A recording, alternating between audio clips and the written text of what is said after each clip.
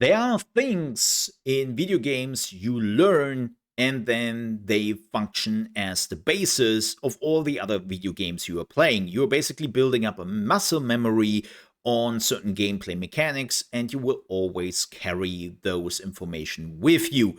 Now, that of course goes for Factorio and Satisfactory as well, right? There is one golden rule in those games, and that is you never, ever mix or match the conveyor belt items together because it will end up in a disaster. It will clog up the whole conveyor belt. You have to clean it out again. And then it will just clog up in another few seconds or a minute. And then you have to do it again. It just becomes a huge disaster. And this is why you keep the conveyor belts clean and for themselves. You do not mix different items together because, well, that really comes down to the system. So the system in Satisfactory and Factorio is pretty simple. It's easier to program and it's just how they do it, right? Like your machinery, your mines, your factories, they always produce when they can, and they will always send out an item when there is still space on your conveyor belt. If you're watching this video right now, well, then you have already noticed that this is a very empty conveyor belt, or monorail in Star Rupture, right? And there might be something broken. No, there's nothing broken in this game. This is just how it operates. Star Rupture has a completely different system. They're not just sending out items whenever there's space on the conveyor belt, and then at some point that item will hopefully be picked up by some machinery who needs that item. This system here works very different. So this is what I want to explain and why you have to rethink. Like, it took me quite a while to just stop my habit of building exactly like I did in Satisfactory or Factorio, right? Because here in this game, an item has only been sent out when a machine is requesting it. So you were keeping it in the fabricator. You can see it right now. I have like 100 calcite sheets just hanging about. My storage depot is also full. And this machine only sends out a calcite sheet when there's, well, room again in my storage depot. And the storage depot is only sending out a calcite sheet when, well, this storage depot is emptying, because this storage depot is now sending a calcite sheet into the furnace, which is then transforming it into ceramics. So you never send out an item just because it's done. It only sends out an item because this furnace is requesting said item. And this leads us to the first reason why you can actually put, there was an autosave here, don't you be surprised where there was a little bit of a lag, happens when it autosaves. But this is why you can send multiple items on a monorail, because, well, it only requests items when it needs them, and it never backs up because of that. But there is another reason for it. You can see the reason actually underneath the item when it's been transported. Those little drones are actually smart. They know exactly where they have to go. You can see it right here, right? I'm sending out ceramics, and this is intersecting with the Wolfram wire here.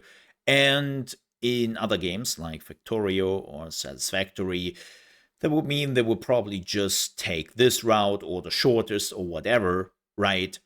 And then they will get lost, or they will never reach the machine they have to reach. Now, in this game, as I said, the drone knows exactly which machine requested the item and will go to that machine. So that means, in this case, I'm just putting two different items together on one strain, but you could put more there. Now, before somebody is going completely crazy and dreams of the mega bus in the base where all items are just using one monorail. I have not tested that. I don't know what will happen if somebody is doing that. Just the thought of it makes me kind of giddy. But please be careful with that. I have only tried 2 to a maximum of 3 different items, and that did work. Right?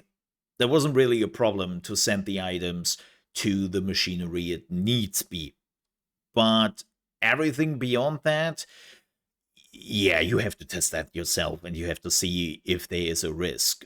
But you can go completely spaghetti on this with just trying out to put as many items on a monorail. And as long as you are doing the math, because keep in mind, this is a fast monorail I'm using here. This is a tier 2 monorail. They're clearing out the monorail very, very quickly. At the beginning, where you only have the tier 1 monorail, you have to be a bit more careful. Like, the more items you put on a monorail at that point, the higher the likeliness that it will back up and it will clog up. But the moment you have the tier 2 monorails, it's actually not that big of a deal anymore, and you don't have to do the math anymore. Like, I did a bit of math when I still had the tier 1 because it was so slow and I didn't really want it to back up. But then later on, when I got tier 2, not really a problem anymore. And it should just work out. Not walk out. Don't walk out yet. But yeah, this should give you a pretty good idea to how to mix and match the different items. Again, this is something you have to get used to. It took me, I would say, like 10 to 15 hours to finally teach my muscle memory to not go completely crazy when I try to combine items. And it really helps to get also multiple items later on in the game in the furnace. I know some people will say, like, nah, I just keep it clear. I will not mix and match no matter what.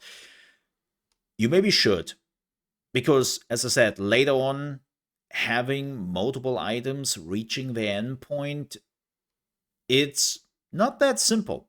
It's a bit harder to achieve here in this game.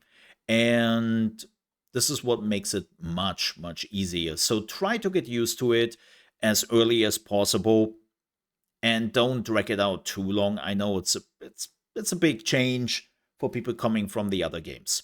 But with that said, we're at the end of the video. I hope it was helpful. If it was, I would appreciate if you leave a like. And also, if you still have some questions or ideas yourself, let me know down below in the comments.